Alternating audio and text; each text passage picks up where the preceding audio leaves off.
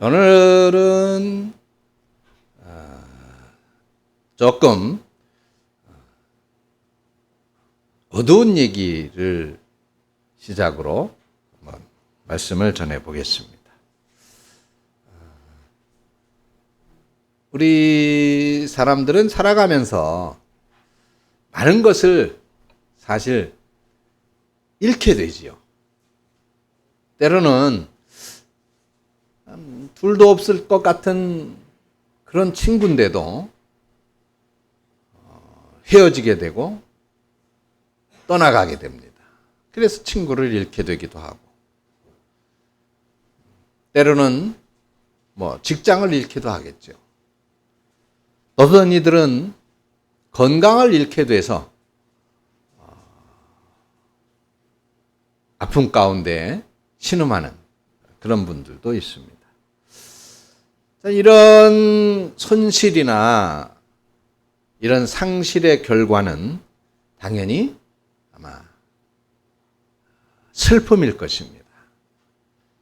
근데 그런 가운데도 우리가 경험할 수밖에 없는 가장 큰 손실은 바로 목숨이지요.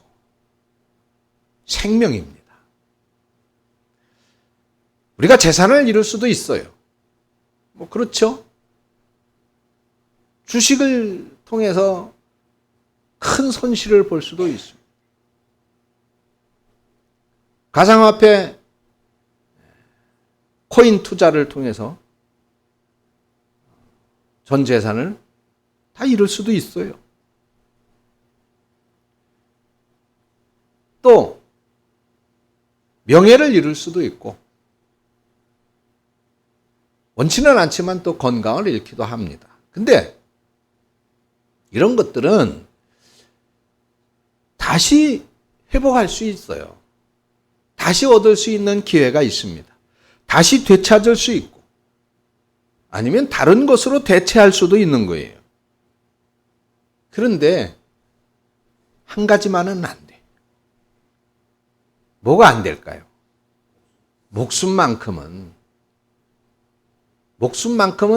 한번 잃어버리면 회복하거나 대체한다는 게 불가능해져. 근데 모르겠어요. 한 4일 전인가요? 일론 머스크가 인터뷰를 했나? 앞으로의 세계, 미래의 세계. 그래서 거기는 인간은 결국은 죽지 않게 될 것이다. 결국은 그 인간의 몸을 결국은 다 리셋한다는 거예요. 재탄생시킨다는 거예요.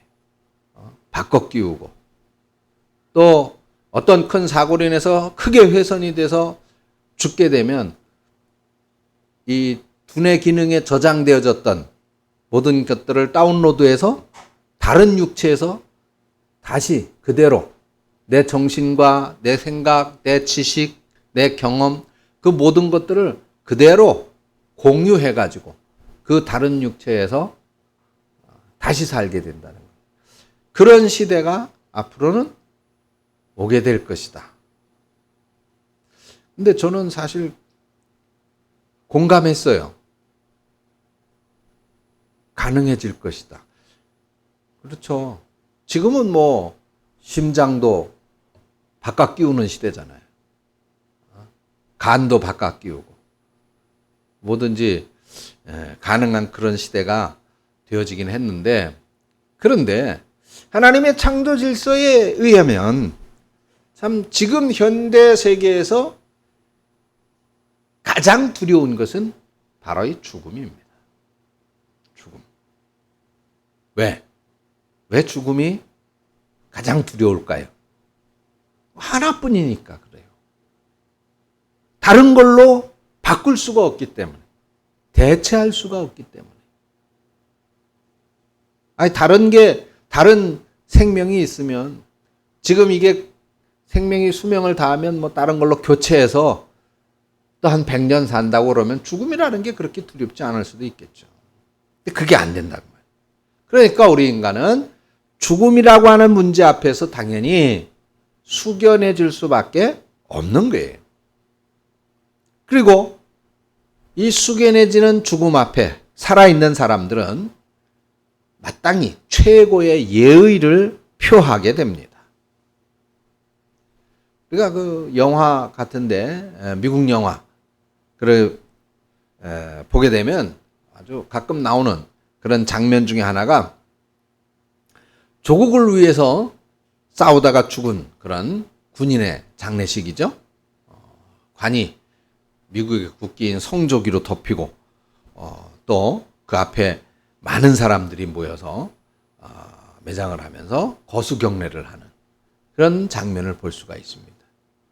그 죽은 사람이 계급이 아무리 낮은 사람이다 하더라도 그 죽음 앞에서 계급이 가장 높은 사람일지라도 거수경례를 하면서 죽음에 대한, 죽은 자에 대한 예의를 표하게 됩니다. 결국 죽음이라고 하는 절대적인 문제 앞에서 계급의 높고 낮은 것은 전혀 문제가 되지 않는다는 얘기죠. 우리나라도 망자에 대한 최고의 존엄을 표시하죠. 그래서 장례를 지낼 때 우리들은 다 버스 타고 가지만 망자는 뭘 타고 가요? 리무진을 타고 가요. 최고의 예우를 표시하기 위해서입니다. 옛날에는 이제 뭐 지금은 리무진을 그렇게 리무진에 이렇게 모시고 가지만은 옛날에는 어디에다가 모시고 갔어요? 상여에 모시고 갔어요. 그 상여. 가마죠. 상여가 가마예요. 근데 일반인들의 가마는 최대 4명까지 그 가마꾼을 4명까지 쓸 수 있었어요. 왜? 왕은 4명 이상의 가마꾼을 쓰죠. 근데 왕이 쓰는 만큼의 가마꾼들을 쓰면 안 돼. 그래서 최대 4명 아니면 2명 이렇게 가마꾼을 씁니다. 왕은 4명 이상, 6명, 8명, 10명의 가마꾼을 쓰죠. 상여는 4명 이상입니다. 6명, 8명, 10명이 상여를 매요. 즉 왕의 가마꾼과 같은 수의 가마꾼을 쓰는 거예요. 또 상여만큼은 왕의 가마만큼 치장을 하게 되어져 있어요. 아주 화려하게. 그것을 왕이 허락을 해서 그렇게 되는 거예요. 근데 일반인의 가마를 그렇게 크게 하고 화려하게 꾸미면 안 됩니다. 그런데 상여만큼은 그렇게 왕의 가마보다 더 화려하고 더 많은 장식을 달도록 왕이 허가를 한 거예요. 그럼 왜 그렇게 했습니까? 그것은 바로 생명을 잃은, 목숨을 잃은 그 가장 큰 손실에 대한 존중과 예의가 그렇게 표현되어진 것입니다. 자, 오늘 본문에 보면 바로 이런 장례의 모습이 잠깐 보여지고 있는 걸 볼 수 있습니다. 예수께서 이제 회당장의 집에 들어가시니까 거기 회당장인 야일의 딸 12살이에요. 12살밖에 안 된 딸이 죽었어요. 그래서 그 죽음을 애도하는 절차가 진행되고 있는 거예요. 헌화하는 사람들, 곡하는 사람들, 모여서 떠드는 사람들이 있었습니다. 이 사람들은 일종의 말하자면 장례업에 그 당시 종사하는 사람들이었어요.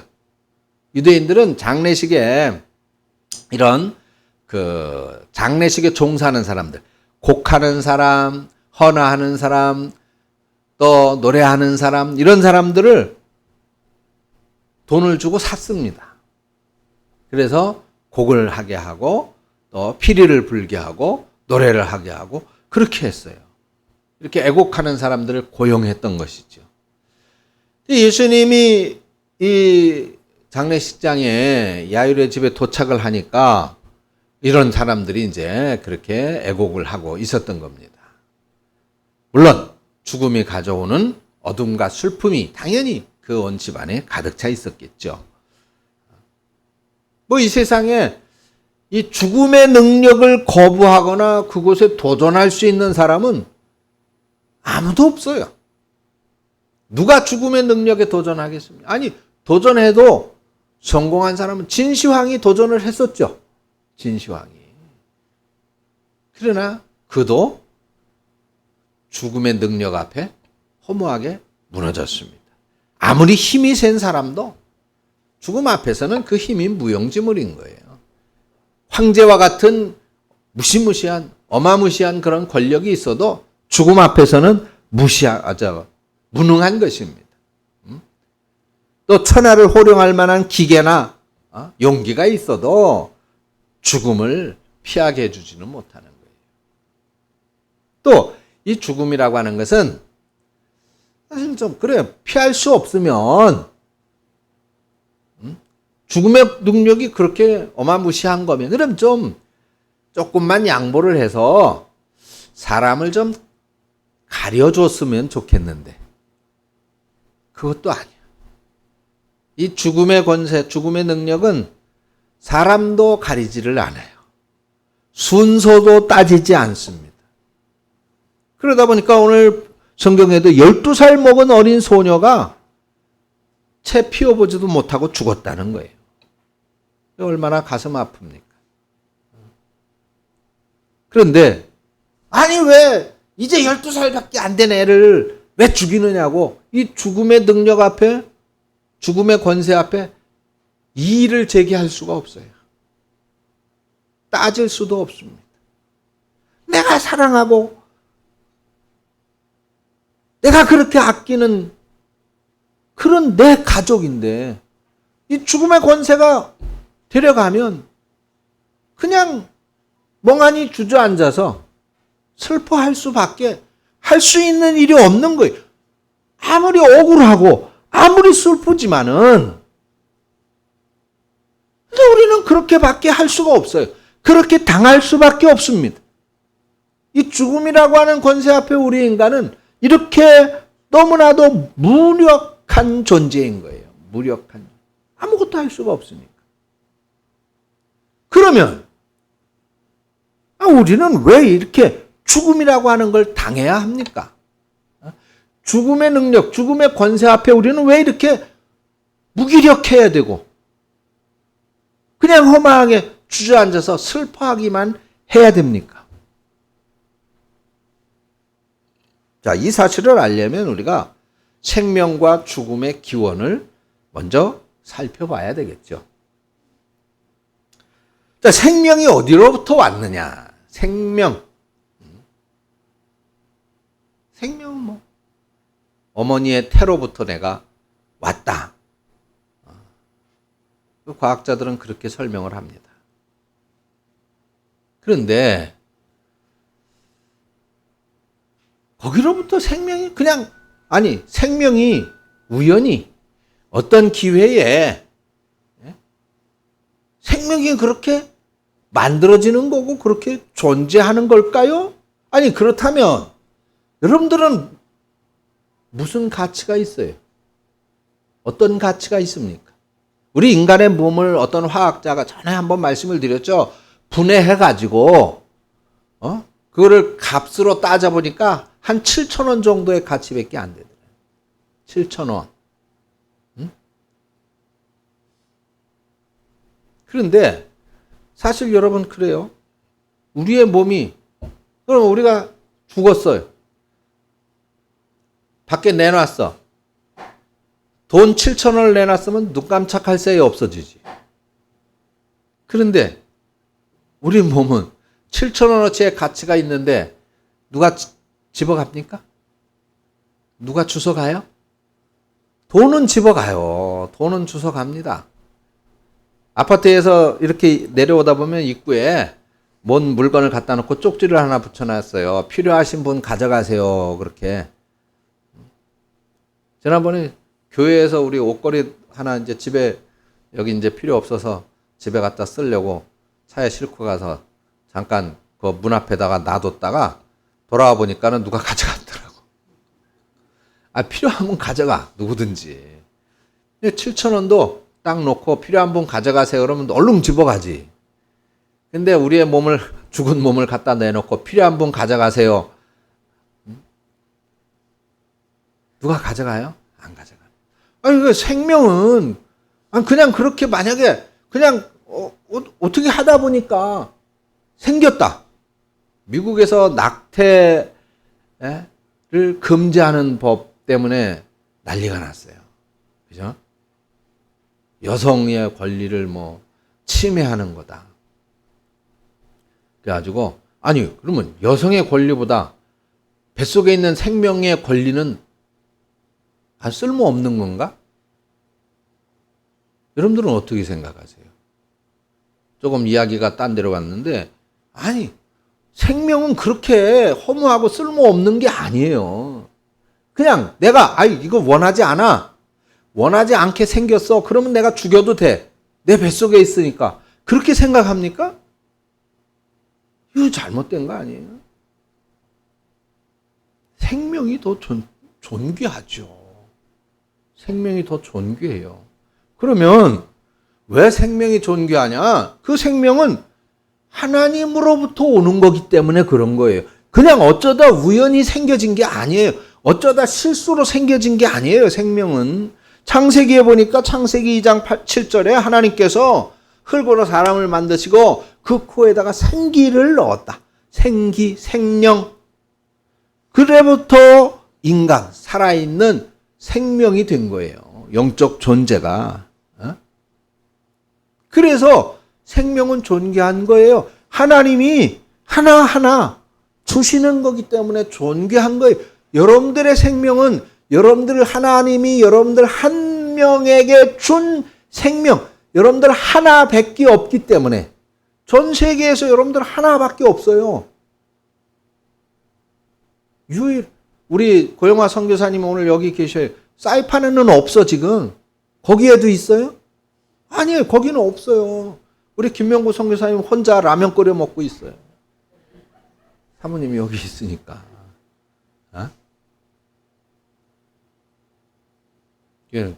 우리 김명구 선교사님이 라면 먹고 있으니까 대신에 우리 고영화 선교사님을 잘 먹여서 보내야 돼. 그래요.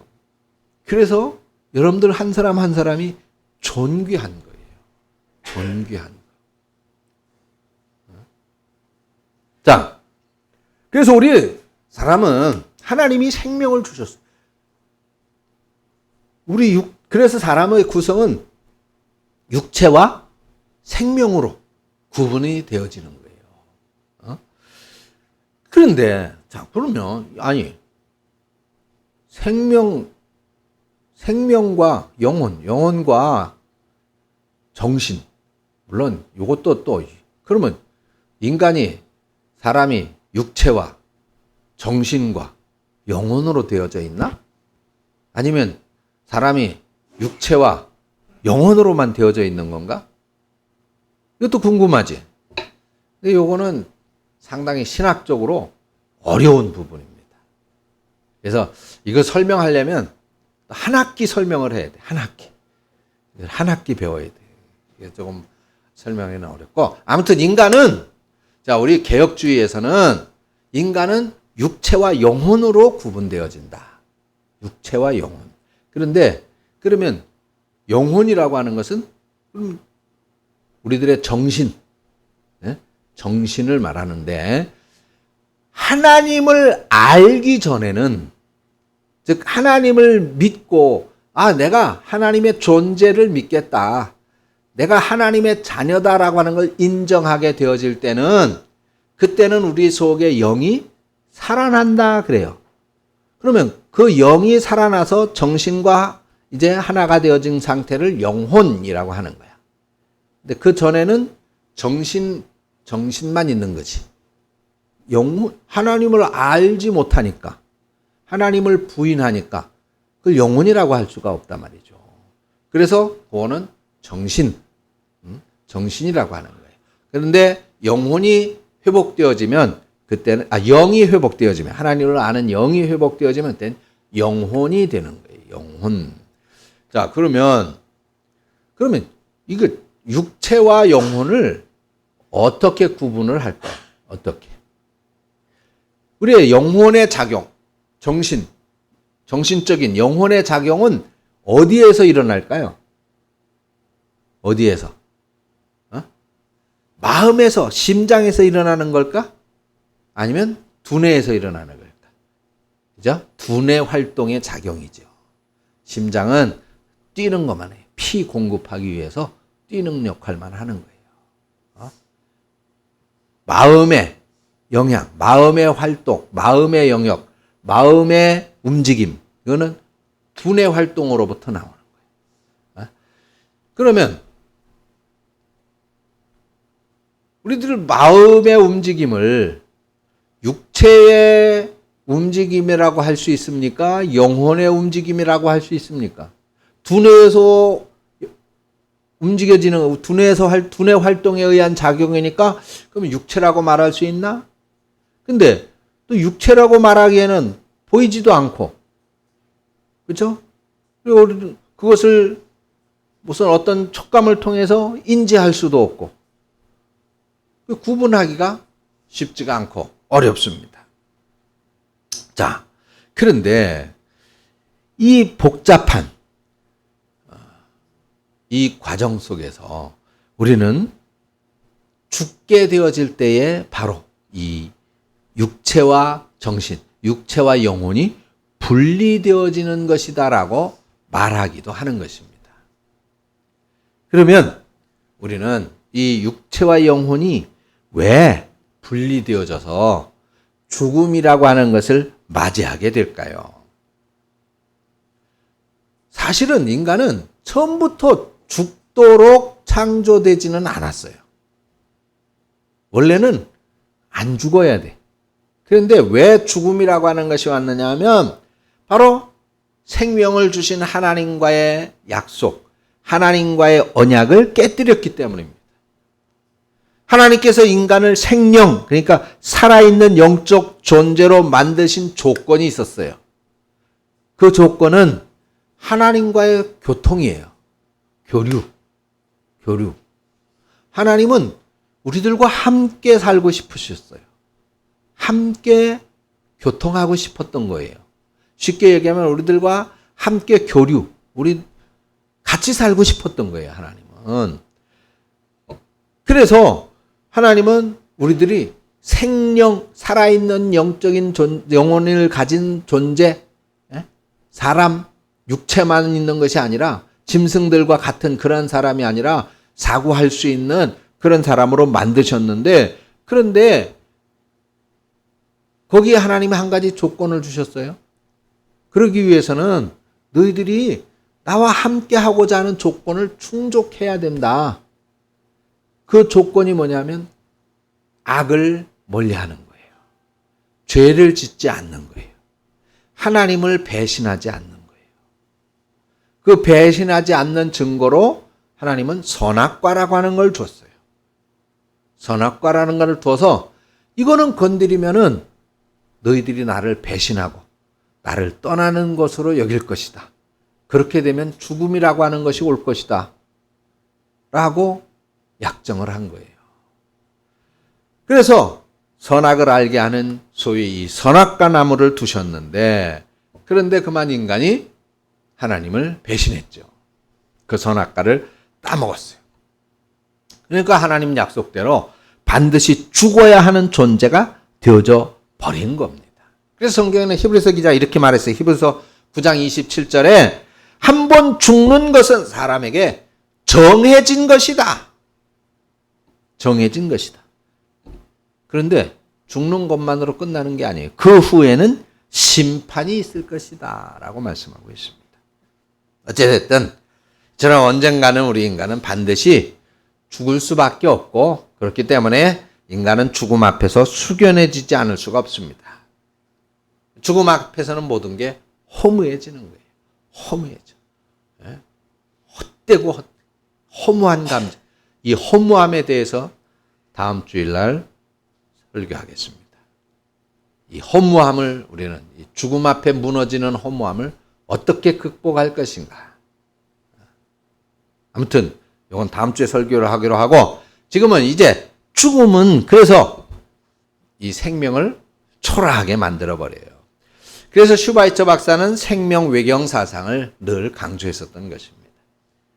우리가 이 슈바이처 박사 하면은 밀림의 성자라고 알고 있죠. 신학자였고 음악가였고 철학자였고 또 의사였었습니다.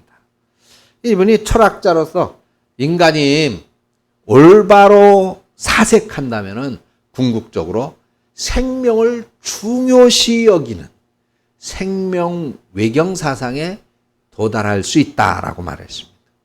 물론 슈바이처 박사가 그렇게 뛰어난 지식을 가지고 아프리카 밀림 속에서 그 흑인들을 위해서 봉사하는 삶을 산 것도 생명을 존중하는 그 철학이 있었기 때문이죠.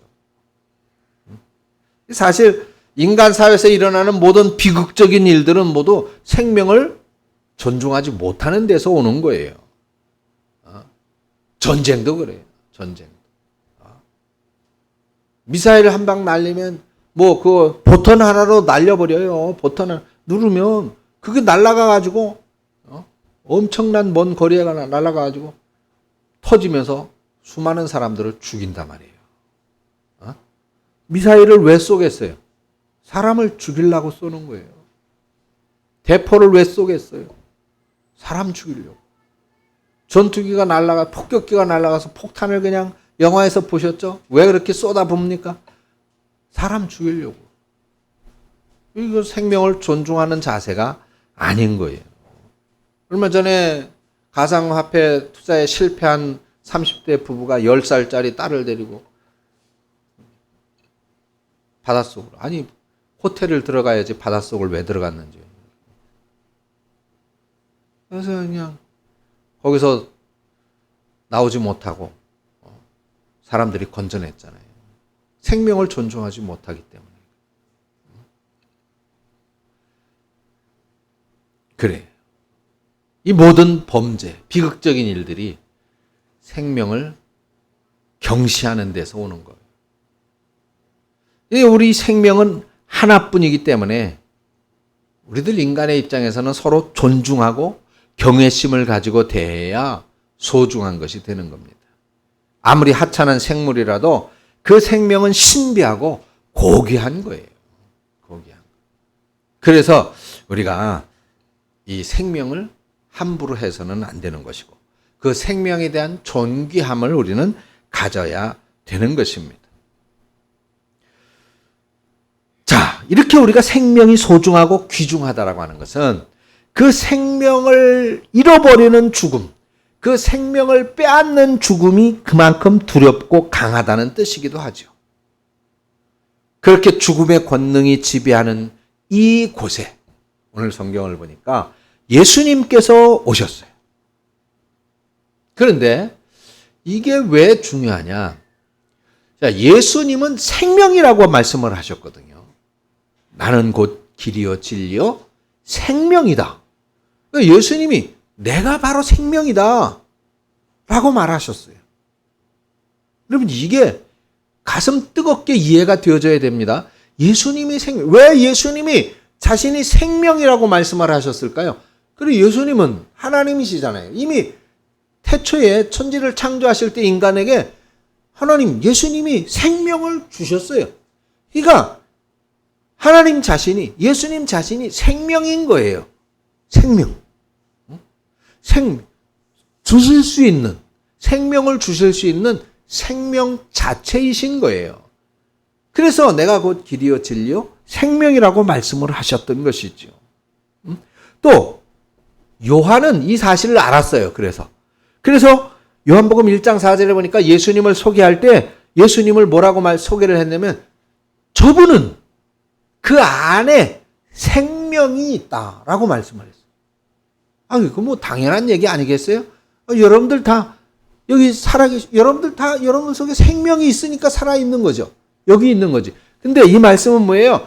그 안에 생명이 있다라고 하는 것은 생명 본연에 우리들에게 줄 그 생명이 존재하신다라고 하는 것을 말씀하는 거예요.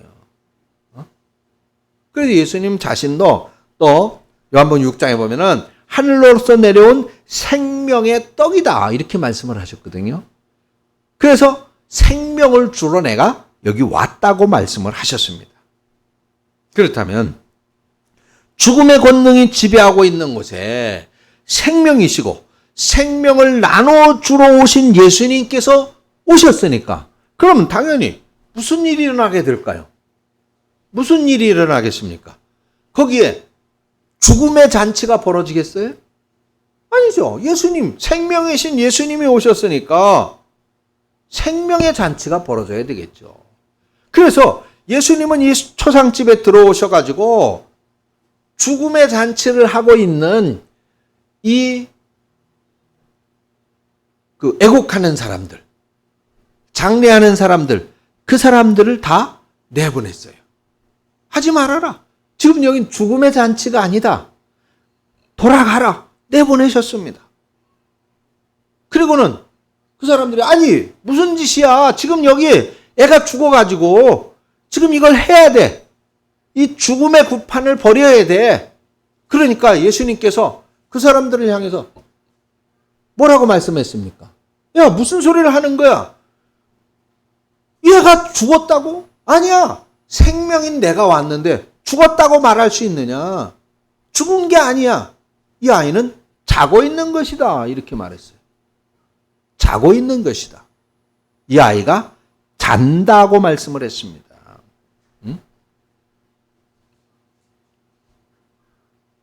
예수님께서 왜 그렇게 말씀하셨을까요? 자, 아이는 생리적으로 죽었지요. 분명히 죽었습니다. 그런데 생명의 본연이신 생명 그 자체이신 예수님이 오셨으니까 생명을 줄 수가 있겠어요? 없겠어요? 당연히 있는 거예요. 또 예수님 스스로도 생명을 주러 왔다고 말씀을 하셨잖아요. 물론 이것이 영적인 영원한 생명이기도 합니다. 그 아이를 살릴 수 있는 거죠. 그러니까 예수님께서는 그 사람들에게 죽은 것이 아니다. 자는 것이다. 자는 거니까. 자는 사람은 생명이 있는 거잖아요. 있기 때문에 깨는 거예요. 일어나는 거예요.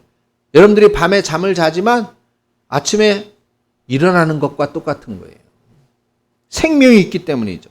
그러니까 이제 예수님이 온 이상은 이곳에 더 이상 죽음을 상징하는 그런 일들이 더 이상 있을 필요도 없고 있었어도 안 되는 겁니다. 그래서 아이가 죽은 것이 아니라 잔다는 말씀은 죽음의 자리에 오셔서 생명을 선포하는 말씀이신 거예요. 죽음을 몰아내시고 예수님은 생명을 가져오시는 분이시기 때문입니다. 믿으십니까?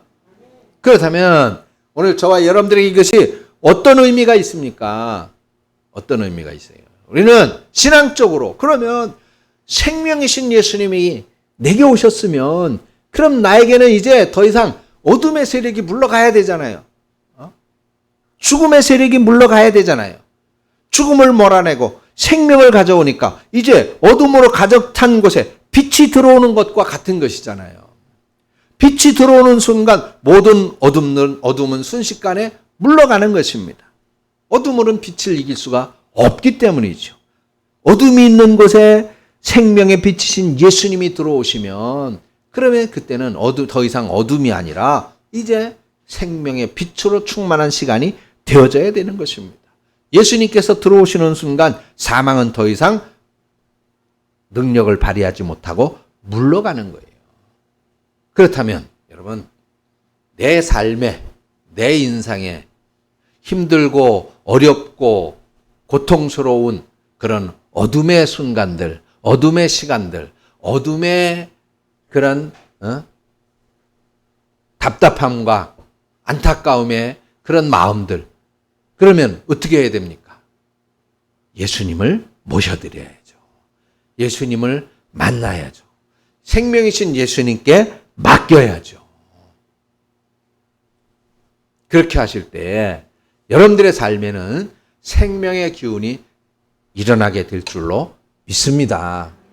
좌절하지 마세요. 낙심하지 마시고 고민하지 마시고 슬퍼하지 마세요. 그 시간에 생명이신 예수님께 나와서 기도하세요. 예수님을 만나세요. 그러면 그 순간 그 모든 어두움들이 다 물러가고 생명으로 충만하게 될 줄로 믿습니다. 에베소서 2장 1절에 사도 바울 이렇게 말했어요. 너희의 허물과 죄로 죽었던 너희를 예수께서 살리셨다 그랬습니다. 살리셨다. 살릴 것이다가 아니에요. 살리셨습니다. 물론 우리는 죽음의 권세 앞에 사랑하는 이들을 잃어버릴 수 있습니다. 안타까운 죽음을 볼 수도 있어요.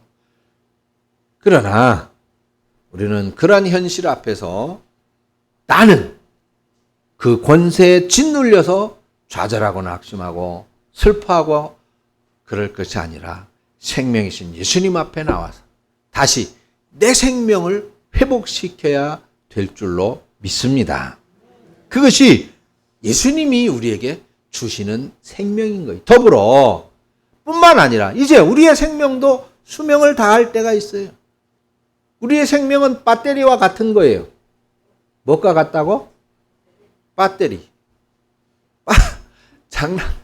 우리 이준이 장난감에 잘 소리도 나고 움직이고 잘하다가 시들시들해져.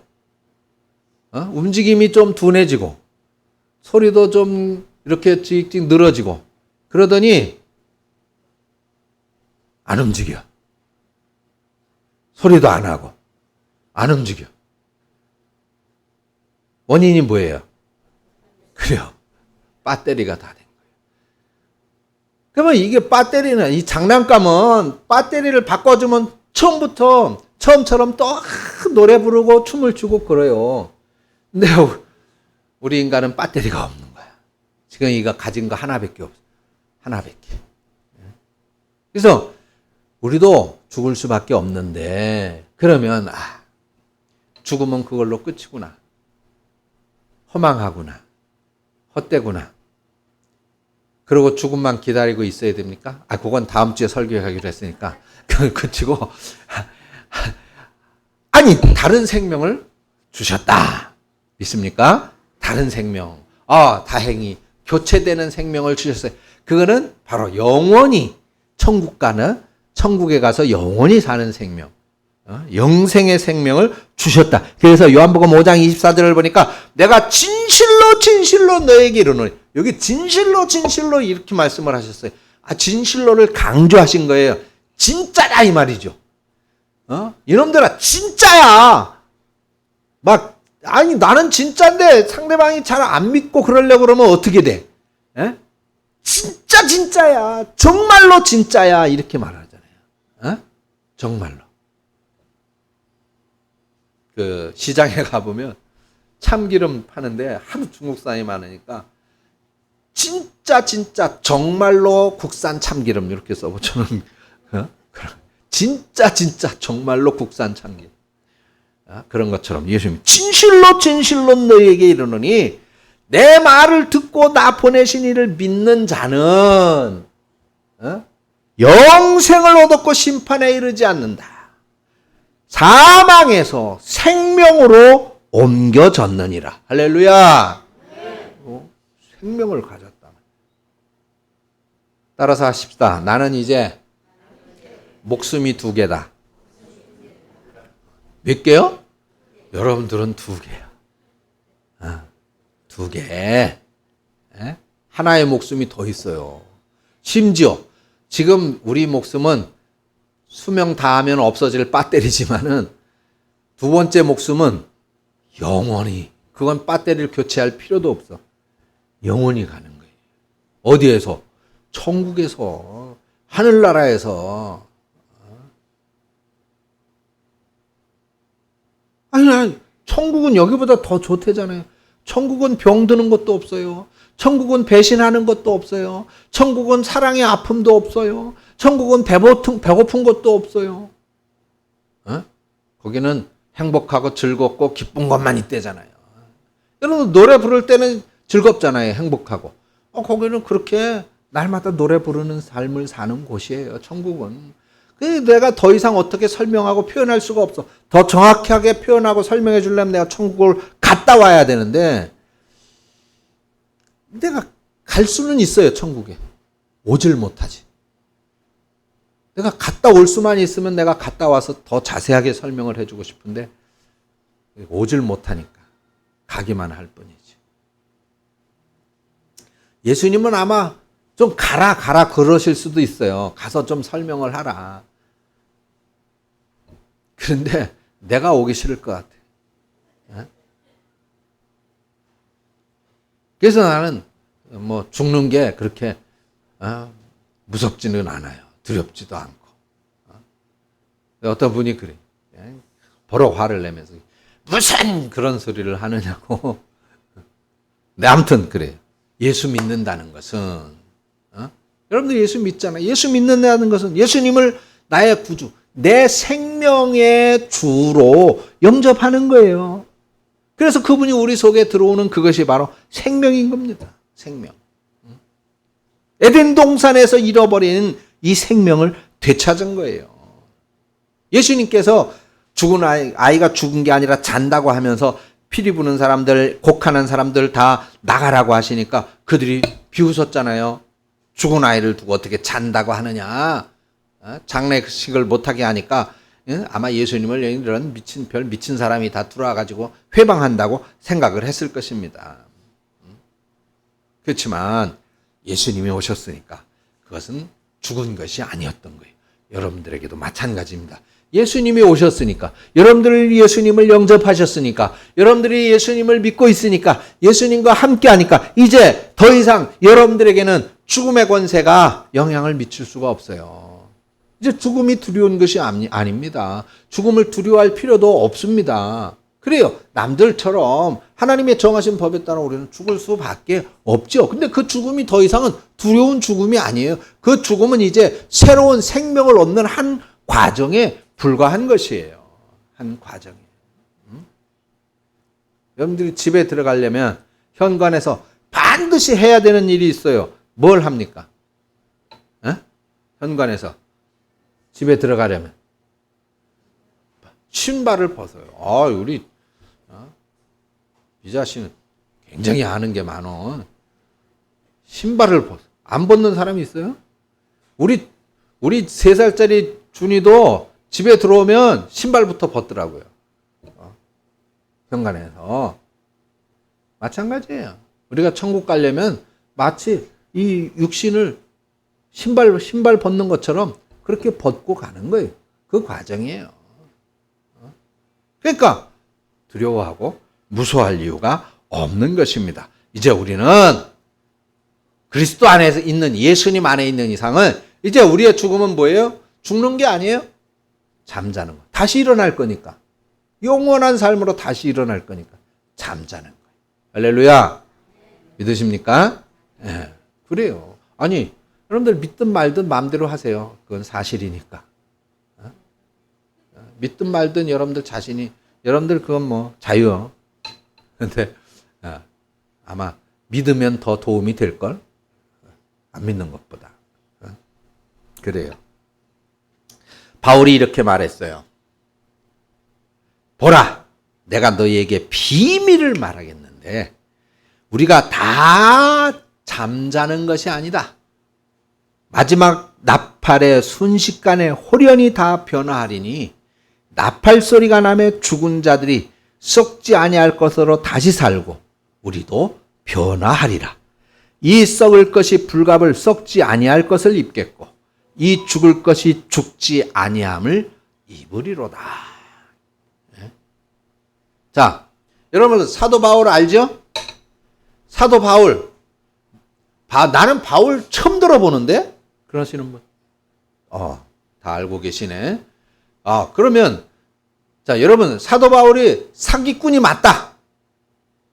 아무도 없으시네. 그러면 사도 바울이 거짓말하는 사람이 아니다. 그걸 다 잘 알고 계시네. 그 사도 바울, 여러분들이 그렇게 예수님의 사도였었고 사도 바울이 성경을 기록을 했고 그 성경은 하나님이 주신 영감으로 기록한 것으로 하나님의 말씀과 같다고 믿고 있는데 그 사도 바울이 뭐라고 얘기를 했느냐? 성도의 죽음은 두렵고 고통스러운 것이 아니라 잠시 잠들었다가 우리들의 본향인 천국을 향해 나가는 그런 관문이 돼서 다시 마지막 나팔을 부는 순간에 천사장이 와서 얘들아 이제 다 일어나서 천국으로 가자. 나팔을 부는 순간에 다 일어나서 영원한 생명을 얻게 될 것이다 라고 그렇게 기록을 했다 그 말이에요. 뭐 믿든지 말든지 마음대로 하세요. 여러분들이 믿고 있는 사도 바울이 그렇게 썼다니까. 그래서 사랑하는 여러분, 예수님이 우리 삶에 들어오실 때 이렇게 죽음의 권세가 물론 모든 이들에게 죽음은 두렵고 무서운 것이고 아무도 저항하거나 이 일을 달 수 없는 무서운 권세지만은 그러나 유일하신 한 분 예수님만이 우리와 함께 하실 때는 이 죽음의 권세가 물러가고 생명, 내 삶의 어두움을 물리쳐낼 수 있는 생명의 싹, 회복의 싹을 피우고 그리고 영원한 생명이 주어지게 된다는 사실을 여러분들 믿으시기를 축원합니다. 그래서 우리가 이 생명의 삶을 날마다의 삶에서 살아가야 돼요. 생명은 뭐예요? 활기차고 희망이 넘치고 소망이 넘치고 기운이 있고 신나고 재미있고 즐거운 거잖아요. 그게 생명이잖아. 생명. 죽어가는 사람들은 기운이 없어요. 골골골하지. 비실비실하지. 그래서 여러분 우리는 이 땅의 삶에서 비록 그래요. 우리는 영적인 싸움을 싸우면서 살아가요. 원수마귀인 이 사탄과의 싸움에 의해서 때로는 믿음이 나태해지기도 하고 때로는 죄도 짓고 죄 안 짓는 사람이 어디 있습니까? 다 죄 짓죠. 예수님인가? 죄 안 짓고 살게? 다 죄 짓고 살아요. 누구를 향해서 손가락질할 필요도 없어요. 다 똑같은 죄인이니까. 네, 우리가 믿음이 나태해지고 죄도 짓고 교만해지고 또 유혹에 실패하기도 하고 그러나 그럴 때마다 여러분 좌절하거나 낙심하거나 포기하거나 슬퍼하지 말고 바로 우리 가운데 계시는 예수님을 굳게 잡으셔야 이 어둠의 세력을 물리치고 벗어날 수 있는 줄로 믿습니다. 우리의 삶에 조금이라도 죽음의 그림자가 드리워 있다면 생명이신 예수 그리스도를 모셔드려서 그 어둠의 그림자가 사라지고 하늘의 생명으로 기운차고 영원한 하늘의 생명으로 소망 있는 삶을 살아가는 저와 여러분들이 되어질 수 있기를 주님의 이름으로 축원합니다. 하나님 아버지 은혜를 감사합니다. 죽음 피할 수 없는 것이지만은 그러나 우리가 그 죄악으로 인하여 죽음의 권세 아래 실패되어졌다면 이제 예수로 말미암는 회복과 그리고 소망의 마음을 갖기를 원합니다. 우리 사랑하는 성도들이 이제 예수 그리스도를 모셔드려서 모든 삶의 어둠의 그림자들을 물리쳐 생명의 싹스로 힘있게 피워나갈 수 있게 하시고 소망으로 충만하게 하시며 또 영원한 하늘의 생명으로 가득 찬 삶을 살아 날마다의 삶 속에서 감사와 기쁨으로 행복한 삶으로 주님께 영광 돌리는 그러한 삶을 살아갈 수 있도록 인도하시고 성령으로 함께하여 주시옵소서. 예수님의 이름으로 기도합니다. 아멘.